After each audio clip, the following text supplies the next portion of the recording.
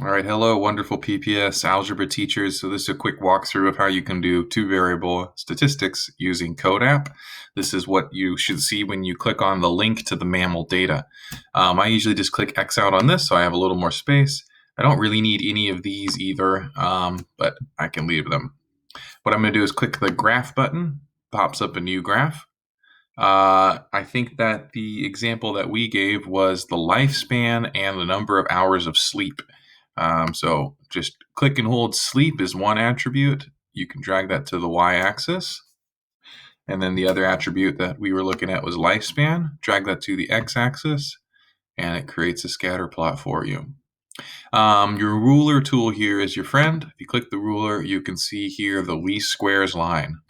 And so drawing the least squares line on there, you can see it's got that negative correlation. And it gives you the y equals mx plus b. It'd be good to talk to your students about how it doesn't use the variables.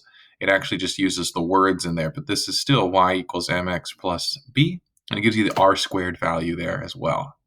One thing that I like to point out to my students, this is sort of optional, but if you have time, it's good to point it out. There's no reason to think that sleep depends on lifespan. You could make your two-variable graph saying that lifespan depends on sleep.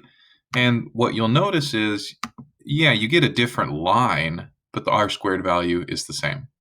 Because you're just looking at correlation between two variables, you're not assuming that one variable depends on the other. You're not assuming any sort of causation. So that's all you really need to know in order to show your students how to use CODAP for two-variable statistics.